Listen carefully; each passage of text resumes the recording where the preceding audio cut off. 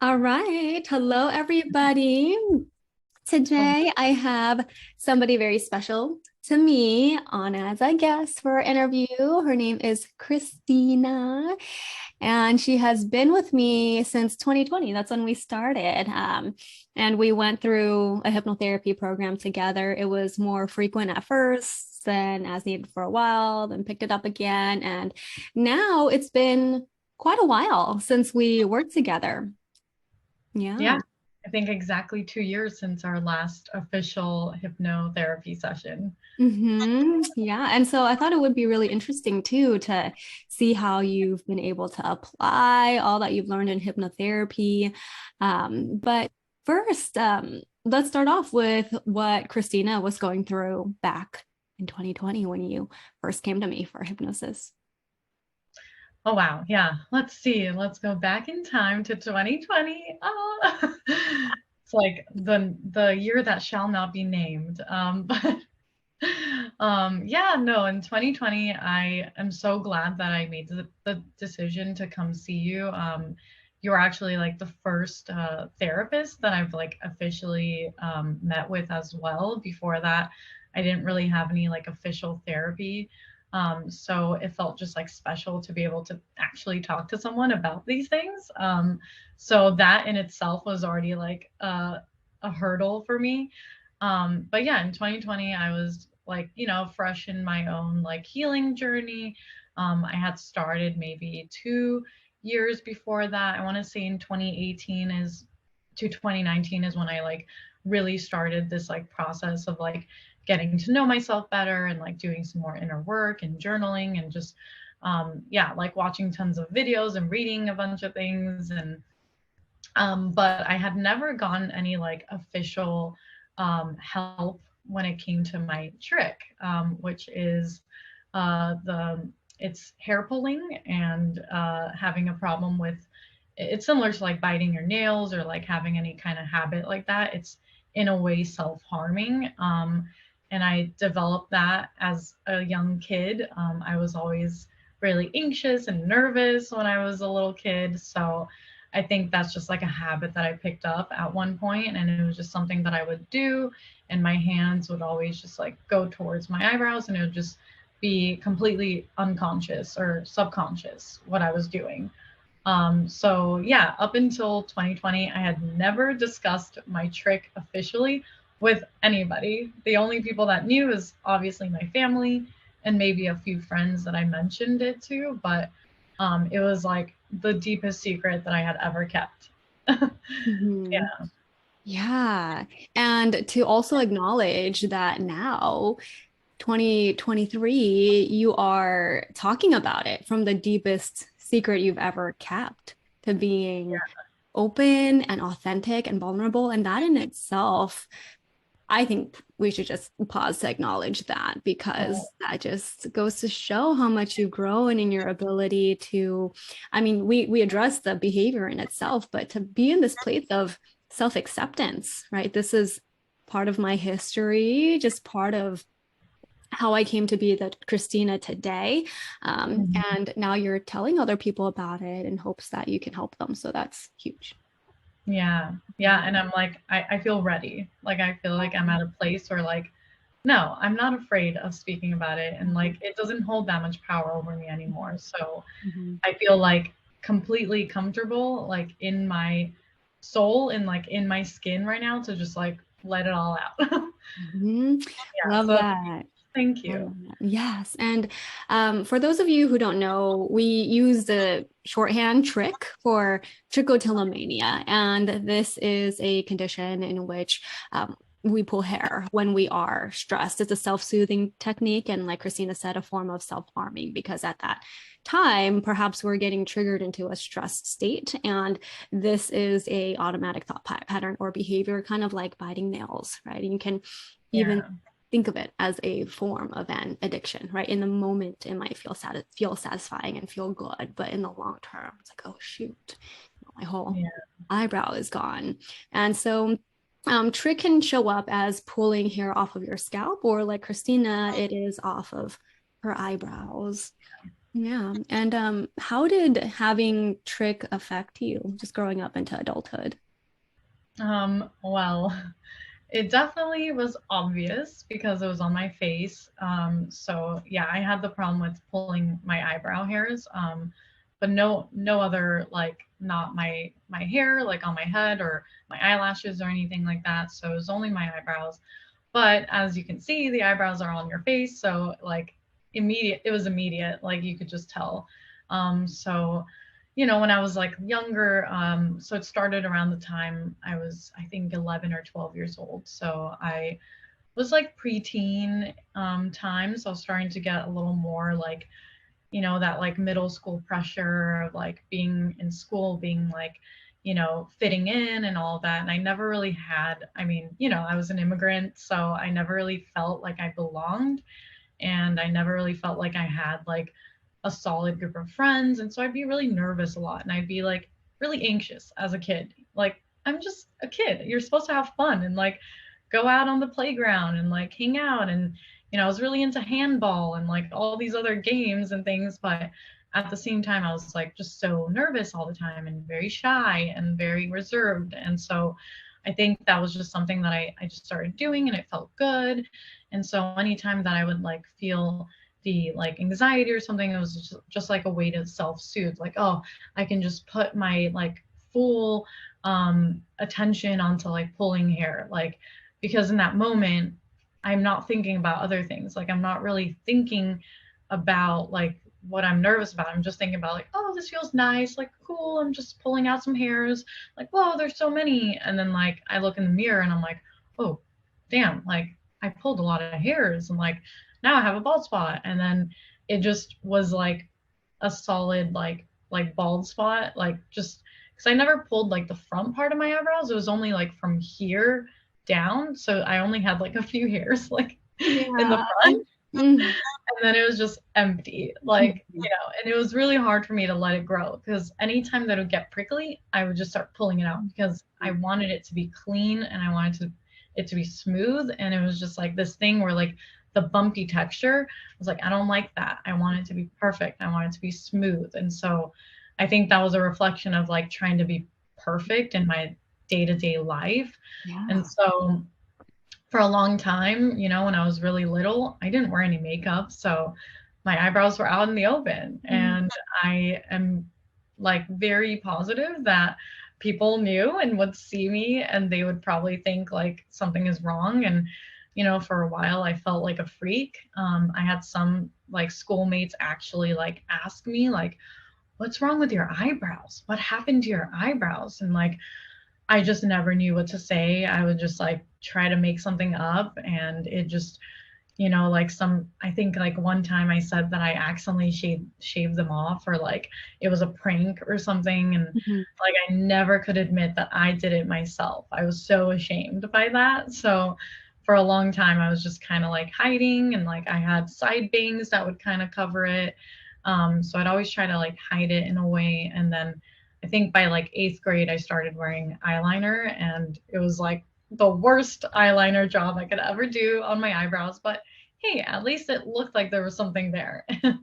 So at least like as I got older and into high school, I learned how to like hide it better. But I still got asked even in high school all the time, what's wrong with my eyebrows? So it was Right. always the stress that I had, like someone's gonna find me out that I'm like a freak, you know. Oh, yeah. It's so hard for a kid to have to go through that self-consciousness and, Mhm. what's wrong with your eyebrows, AKA, what's wrong with you, right? And so having to work through that layer of shame, like even into adulthood, it's not Yeah. easy. And so I commend that work for going deep and looking at, what were some of the deeper layers as well. Yes, we worked on the habit of it, but also relationship to perfectionism, like where your worthiness came from, the sense Mhm. of belonging, even, and honing in on that belonging within yourself.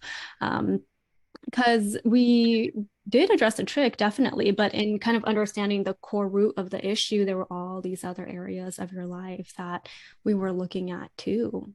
Mhm. Yeah. Yeah. And how has hypnotherapy addressed some of these issues that or beyond Trich, but impacting Trich? Oh yeah. So yeah, the worthiness, the perfectionism, all these things, I think also, I mean, I forgot to mention that like living at home, my family was pretty hard on me too about it. My mom did not make it any better. My mom would just anytime she would see me with like my eyebrows, she would immediately start yelling at me or like getting angry, like what are you doing to yourself? Why are you doing that? Stop that. Like when are you going to stop it? One day you're never going to have eyebrows again. You're going to pull them so many times that you're just going to be like eyebrowless for the rest of your life. So they used a lot of like fear tactics on me, Yeah. um, which does not work. Mm-hmm. Anyone in here that's listening that might be struggling with Trich, Mm-hmm. I'm like, I'm sure you have dealt with this before, but anyone that knows someone that's struggling with it, don't ever use the fear tactics. It does not work. Fear never works. It did not work on me. It only made me more afraid and more anxious, which led me to pull more. So Yeah. it was very counterproductive what my parents did with me. And it Right. was mostly my mom. I think my dad didn't really care much. He was like, oh, like, just don't do it or whatever. But I come from an Eastern European background, so we're very much like tough love, and it's not a lot of like, oh, like, let me sit you down and hold your hand and like, let Mm-hmm. me talk you through these things that you're going through. No, no, no. It's the complete opposite. It's like, get over it. Yeah. What is there to be worried about? Like you have such a great life. Like you need to just suck it up and like pull your boots from the bootstraps or whatever it is. Yeah. um, but yeah, so that was something that I felt like as like just like with my worth, like self-worth, being a perfectionist, I think it's Yeah. because as an immigrant, we came here and my dad immediately told me and my sister when we were kids that no matter what we do in life here in America, we have to work twice as hard as any of the citizens here. Mm-hmm. Like anyone that's born in America, we got to work twice as hard as them because we are immigrants and we're going to be seen as that. And so we have to just work harder. And so that was already kind of like in me where I was like, okay, I have to like do like really well in school. I have to be so Right. smart. I have to get like good grades and I have to pass all the tests and I have to be smart. Like it was just so much pressure on me. And then, the language barrier and everything, which luckily like I learned English really quick because I was only 5 when I came here. So me and my sister, we had picked up on English like, within a couple years.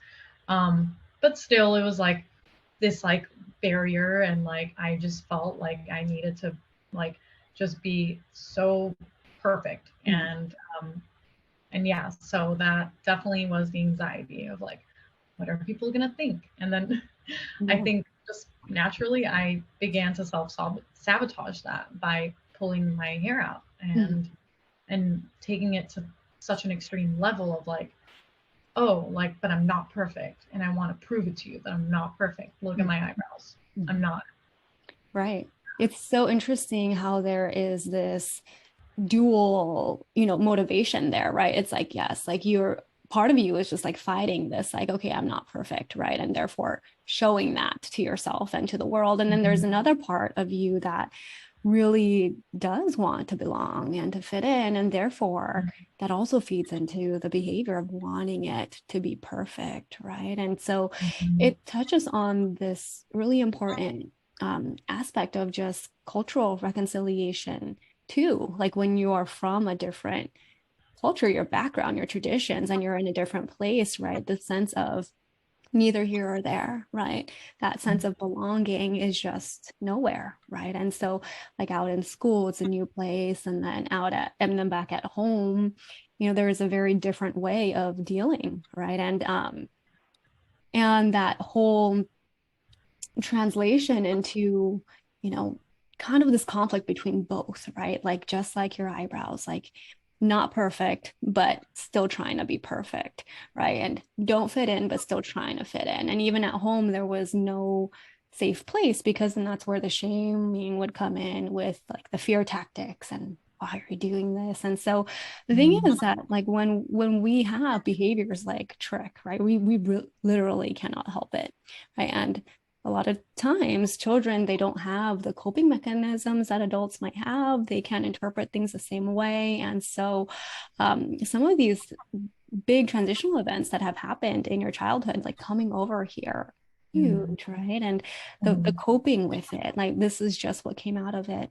And the fear tactics of, the zero generation, our parents, right? Like it just adds shame onto shame, because then there is like, oh, I'm already doing this thing that's shameful. And now what's also painful is that I can't stop it. And I feel like I should be able to stop it because of messaging from parents, people who love me, right? And so just adding more stress, creating that tendency to pull more, and really touching on this sense of just like nowhere belong, nowhere out, right? And it's like this sense of being trapped, almost like this is not something I want for myself, but also don't know how to break free from it. And so I think that is the core of what we do with hypnotherapy, is how to get our clients free from some of these old thought patterns and behavior, and really teach you some ways that you could cope without harming yourself. And a lot of that does come from this sense of self-worth, self-value that we build in addition to giving you tools to take care of this habit. Yeah. Mm-hmm.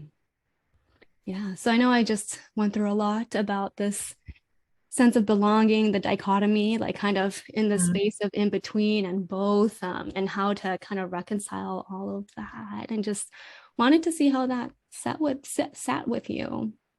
Yeah, that is a huge part of it. And it felt very confusing a lot of times, where it's like, which way is the right way, and what should I be doing, and how should I show up? And I think like it was a huge part of it.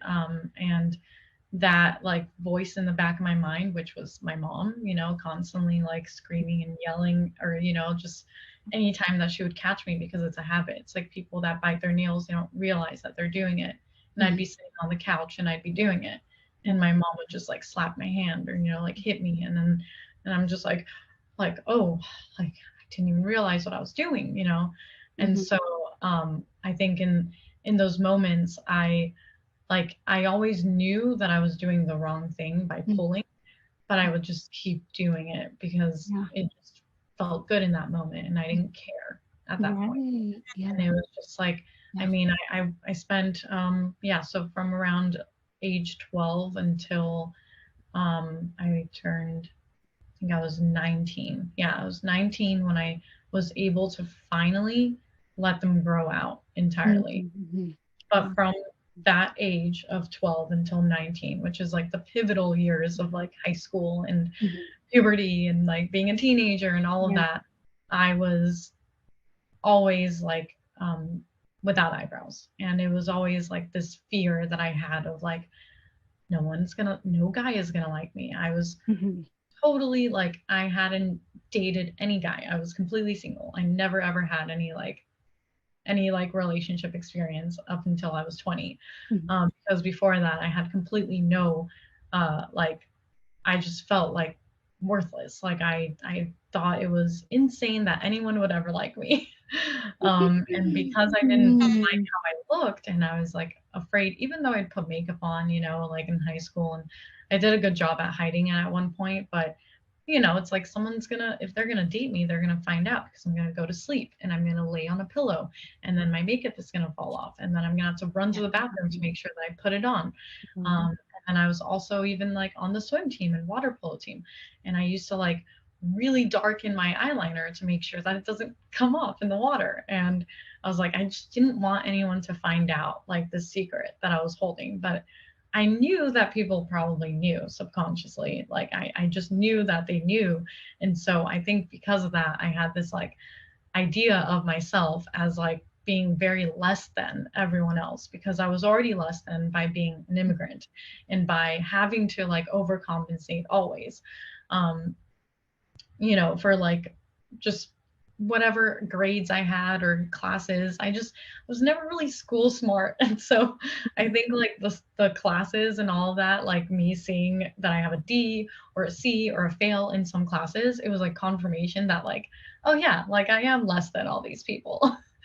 And so it wasn't until like age 19 that I mean, I had like so much fear around the idea of like hair pulling. I think I heard trichotillomania. I heard about it for the first time when I was like maybe like 12th grade or something. Like I was about to graduate high school and I was like, oh my God. Like it was news and I was like, oh, like it was like the scare tactic thing again, like where it was like showing people that were balding like their hair and everything. And I was like, oh, I was just so grateful that at least my trick was on my eyebrows. I was like, at least mine isn't as bad as that. And I think that like alone just like kind of woke me up to trick being like a problem that a lot of people suffer from, that they just keep to themselves and they hide it, just like me, because of the shame. And once I was 19 and I finally had the courage to like look it up. I Googled it for the first time ever. I was so scared. I was so scared to see what I'd find. I literally was always avoiding anything that had to do with like information or knowledge about it because I didn't want to make my problem like a reality. I didn't want it to be as serious as it actually was. I was like, no, it's just like some stupid habit. That's it. Like, it's just a habit. Like, it's just something I've had since I was a kid. I can do this. Like, I can get over it. But yeah, and I was able to finally grow them out. And I learned all these tactics and all these things of how to like cope with it. And I followed some people on Instagram and that really opened me up to it. So that started my journey of like healing. But yeah, once up until the time I like started meeting with you, that was, so I was 19 in 2014. So from 2014 until 2020, I would constantly have relapses. Like I would just keep going flip-flopping back and forth. And I thought that when I had grown them out and when I was 19, I thought that was like it. I was like, I did it. I finally did it. I'm like done. I'm done with this problem. It's never going to happen again. I'm like completely like cured. Everything's okay. And then like I went through this horrible like heartbreak. I had never been through a heartbreak like that before. It was, I felt so confident. I had eyebrows. And so I was just like, yeah, like I started dating and like I was just like really on top of it. I was 20 years old, that's like your peak like year as like a young adult. And then I had a relapse and I like pulled almost like half of like one eyebrow out and then I pulled the other one and then it was just flip-flopping, like constant flip-flopping. Yeah. Yeah. Yeah. I mean, it must have been frustrating to be at this point where you thought, oh, okay, I'm good. And then come to realize that when just the right situation comes, so there it is again, to go through this back and forth. And sometimes that's discouraging in and of itself to think that you made it and then, oh, all right, let's deal with this same shit again. Yep, exactly. Yes. Exactly. It was almost like all of my hard work was just thrown away. Like I was like, well, like clearly I still have the problem, so it's just gonna keep happening. And like I hated that. And I would like get angry with myself. I would cry. I would just feel like I had let myself down. And then it would just be like this punishment, like a self-punishing, self-punitive like thing where once I did it, I was like, okay, well, whatever, like I ruined it. So I'm just going to keep ruining it. Yeah, there is this real cycle. I mean, I call it the fuck it's, right? Like, when, Yeah. yes. I mean, when we get into this place where we're just so disappointed in ourselves and then we punish ourselves because we're frustrated with it. And there is that place of just like lack of self-belief and also lack of worthiness that we quote unquote prove to ourselves. And therefore, like, why even care? Right. And Yeah. And that is something that I've seen in other people that I work with trichotillomania, trichotillomania as well. Um, or sometimes even just if we're thinking about the yo-yos of dieting, right? And so I think what you're describing here is so relatable for so many people, Trich included, but people who just fall back into bad habits and just find it really hard to then dig themselves out. And every time that happens, somehow it gets reinforced in our mind that like we can't do this, right? Because Mhm. I've kept proving to myself again and again. And so gets to a point where unless we do some work on rewiring some of these patterns, what's actually getting more wired in is a sense of, oh, I keep trying and I keep failing, right? And so, and going into like just that whole internal worthiness piece as well, that feeds into the worthiness of whether or not I am worth taking care of myself for, because I try these things, I fail at it, that kind of damages that sense of self-worth and it kind of decreases motivation to take care of yourself. Like, why even put myself on the priority list then? And getting to a point, okay, well then fuck it. Let's just do this thing that I know I'm going to regret later, but I can't bring myself to care about myself enough right now. Mm. Mhm. Mm. Yeah. Yeah.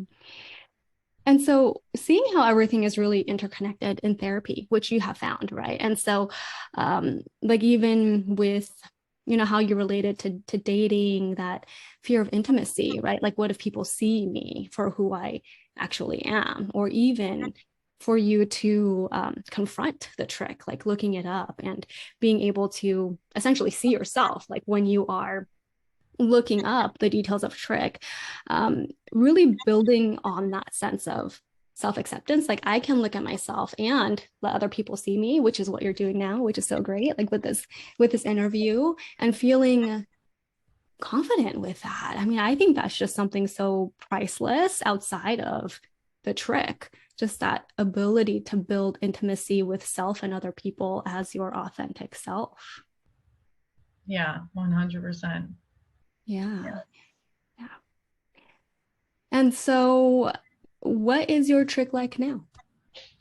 Well, okay. So once I started meeting with you and we were able to like I was able to talk about it officially with someone because before you, like I had done more research like on my own and just like looked up videos and there was I think there was a documentary I watched forgot what I think it's literally called Trick. I think the documentary is called that and it's about people that struggle with hair pulling but also skin pulling, which is another thing. So what's interesting is when I started my journey with like growing out my eyebrows, I started like pulling my lip skins. So it's really funny how it's like Transfer. one thing replaces for another. It's like Mhm. my brain was just like, oh well, if I can't do that, then I'm just gonna do this, you know. Right. So for a while, that that was just something that I would like flip flop back and forth in, and so I watched this documentary and that really opened me up. So I started doing a lot more education on it and learning about it, trying to demystify Trick and demystify my experience. So by the time I met with you, I was already feeling like more comfortable to like be able to actually talk about it with someone because before that, like years ago, I would have never even imagined myself because this is not like a problem, it's not a problem. Like my parents said that it's something I can just get over. It's not like all I have to do is just stop. And so I always had it in my mind that it's like, oh, I'm in control. I can do this. I'm going to stop. But then the subconscious would take over. And so I think that is a huge reason why I went to you for hypnotherapy because it's all about my subconscious and rewiring my subconscious and also like the self-worth that came with it and all of the other elements that are the root problems of my trick. Like, why do I do that? It's because of my feelings for myself. And So when I started working with you, I just started putting things in perspective, and like everything was just like connecting, like all these dots were connecting that I hadn't seen before when I was just reading things online or just watching documentaries. And once I started to piece those together with like my own personal experience and my own upbringing and my own life and like who I am, um, it was just that's when I knew that I was like, okay, like I can do this. Like this is the road to like recovery. And I call it the road to recovery because it's not the destination. It's not like, I know that sounds cheesy, but it's like it's something that I've learned just how to live with. And it's something that like I'm not gonna sit here in front of the screen and say I'm completely cured. Like it's not like it just completely has left, and I know that I can get there and I will get there, and I'm working towards that. But what helped the most is when um, every time that I would meet with you and we were able to like go into the subconscious and just speak to me in my higher self, and when I was able to meet myself with eyebrows, in that realm, um I like was able to come to terms that like my trick does not have power over me. Like my trick does not control me. I am the one that's in control, and I get to choose how my trick impacts me. So I get to choose in that moment when I have a relapse, if I pull a little bit, and then I would do the fist thing. That always helps, is just like squeezing my fist to remind me like, oh no, I'm pulling. And so like also putting the band-aids around my fingers, Mhm. that helps too. Just so Mhm. like, if I'm at home and I happen to do it, then it's like the reprogramming of like, oh, this is a different texture, like I can't do this. And it gets you out. Same with the smells, like having a smelly lotion, having like a smelly perfume, all of that to like reprogram and rewire the habit of like, oh, this is different than what it usually is.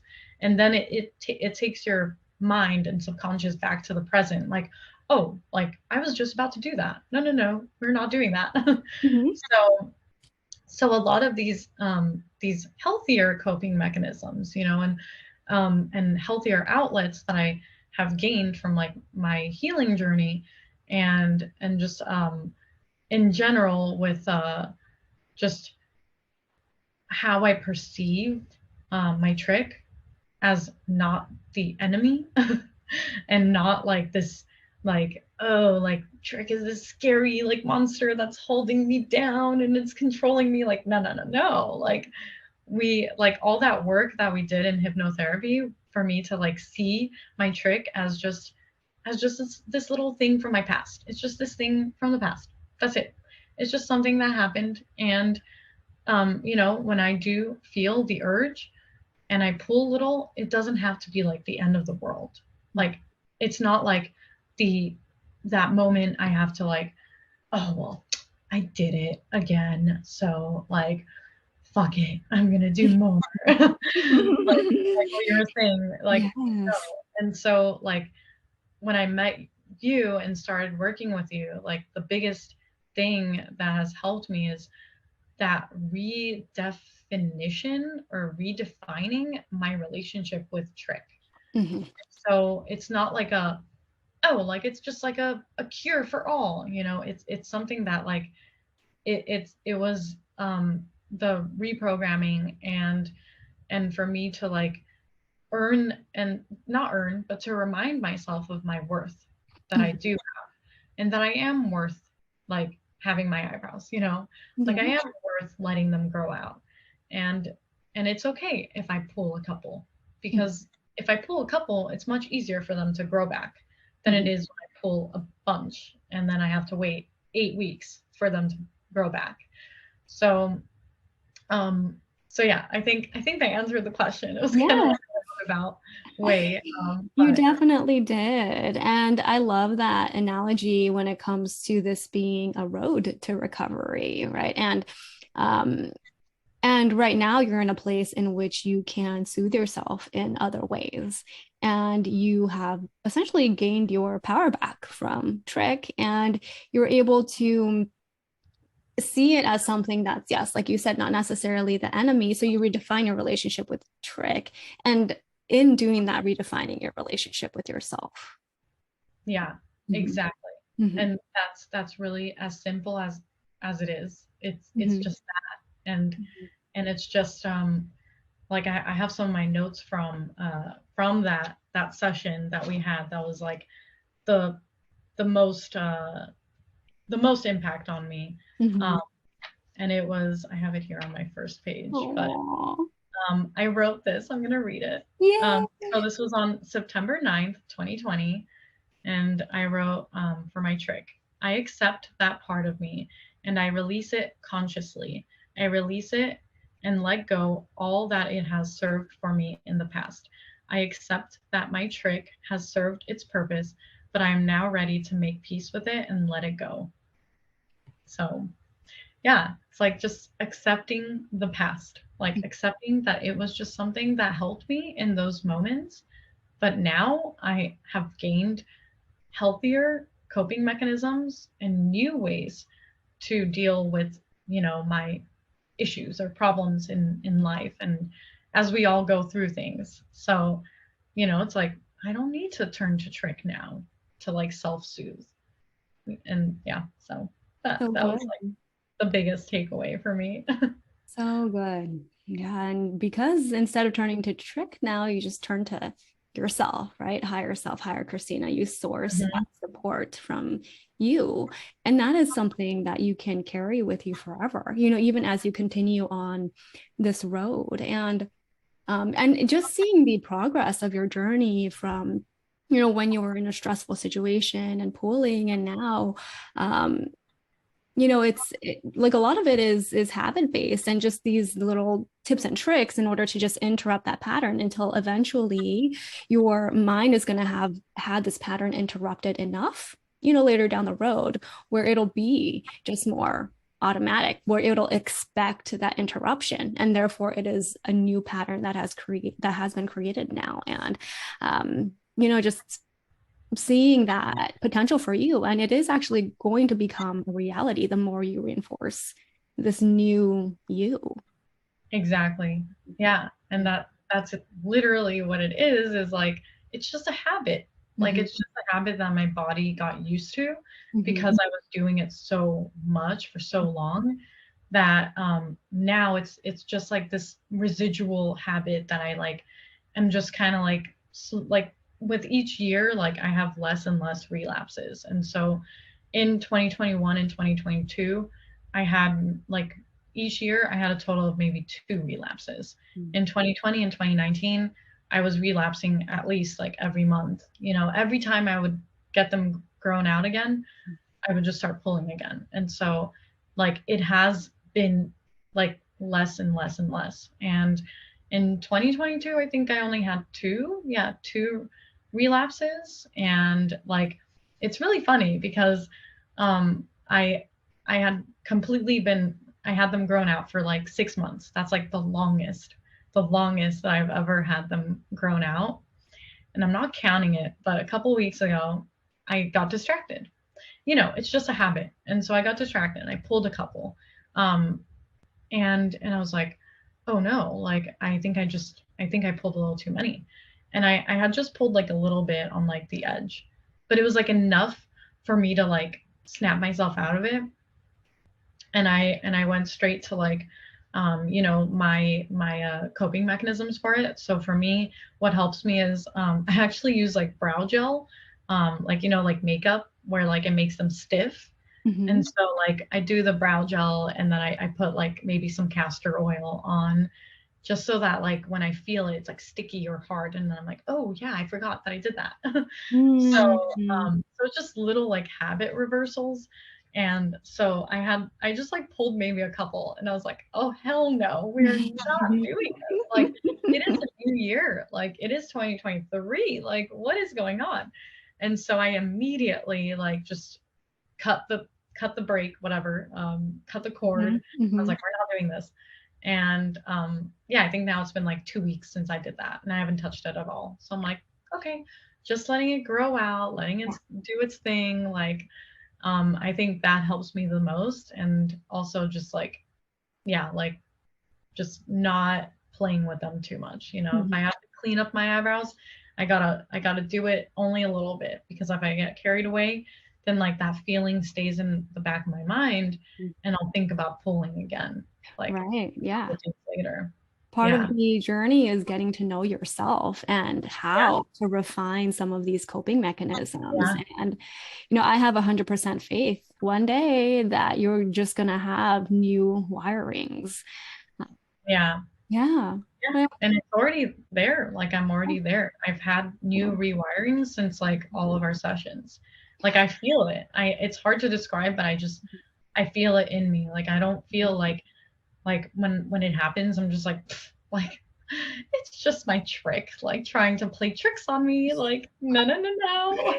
love that. Like Yeah. not right Yeah. now. And it's just I Right. kind of like I'm more lighthearted about it, and I just kind of laugh at it, and it's just like, oh, it's okay. Like it's fine. It's gonna grow back. Like it's just a few hairs, and even if I somehow one day like something happens and I pull half of it out, like I know that like it's possible for me to like rebuild, like because I have Definitely. so many years of confirmation that like I can't do this. Like yeah, but that's not gonna happen. It's not gonna Yeah, happen. yeah. I mean, 'Cause for I'm you to have, yeah. yeah, for you to have seen the potential of what you've already rewired. We know that like what you learned in the past, you can't unlearn, and you have been unlearning it and learning new things. So unless like you go into hypnotherapy to try to get your trick back, I mean, I don't see why like your changes aren't gonna stay, right? So Yeah. Yeah. yeah, yeah. So that's what I tell my clients sometimes. They're like, oh, like, is this gonna stay? And I'm just like, well, you've already seen like the extent to which your change is possible. Um and you've seen that actually the amount of work it took to unwire some of these things with Trick too. And it's going to take that amount of work to unwire what we've already learned and put into place for you. And so it is going to have these permanent lasting effects. Yeah. Hmm. Yeah. No, definitely. And it's funny because I also will do a lot of what's the term? Like vision work. What is it called when you're envisioning? Yeah. Envisioning. Yeah, like Visualization. Yeah. yeah, I do a lot of envisioning of like how good it feels when I do have my eyebrows. Because Mhm. when I do have my eyebrows, oh my God, I feel like I'm on top of the world. It's so funny how Yeah. like these little things, like I think people that don't struggle with trick, it's like they'll never understand exactly, Mhm. For but sure. it's Yeah. like when I have my eyebrows, they're just like, oh, I just feel so on top of the world. And I'm like, I can touch them. I can like, like scrub my face or itch my eyebrow if I need to, because like the makeup isn't going to go away. And like, I just feel so like, just, oh, I can do anything. I can go like swimming with my friends. I can go to the beach. Like, I just feel so free. Love So it. it Oh, is really funny because so yeah. I'll hold on to that, and so I'll keep that vision and I'll hold that vision for myself. Like when I Mhm. do start to think about pulling or something, I'm like, no, no, Mhm. no, like Mhm. you know how good you feel when you have those eyebrows, so you keep them. Love that. Love that technique and that freedom that you have already started to experience. Like such a contrast to how trapped you used to feel when it came to trick. Right? And so, Oh yeah, yeah. trap is Mhm. definitely the word. That Mhm. is the word. Yeah. Ah, well, so much congratulations and so much gratitude for you sharing your story. I know that like you're not the only one that goes through this, and I've already had other people come into my practice that would so appreciate you sharing your story and journey. And I So, just like would like to say like anyone that might be struggling with it, or you feel like you're just starting to learn about it, like I'm just so happy to talk about it too, with just any support, like just as a sounding board. Like I know what it's like, so like I'm more than happy to talk about it and help anybody like going through the same thing. Because I remember when I was at that place, it was really scary. And I feel like I'm at a point now where it's it's easy for me to look at it objectively and be able to speak on it. So thank you so much for that. Sounds good. And so, you know, when I post this, I'll put Kristina's contact info. And thank you so much, Kristina. This is really such a gift. And I want to acknowledge you for your courage and showing up and truly the generosity, the gifts that you're giving to other people who might struggle with the same thing. Yeah, and also to acknowledge you for helping me through that. And I'm just so thankful and always so grateful for having crossed paths with you and learn about myself in this way. Like, yeah, hypnotherapy it definitely is not something that I regret like ever getting into. I'm just, yeah, so grateful. Yes.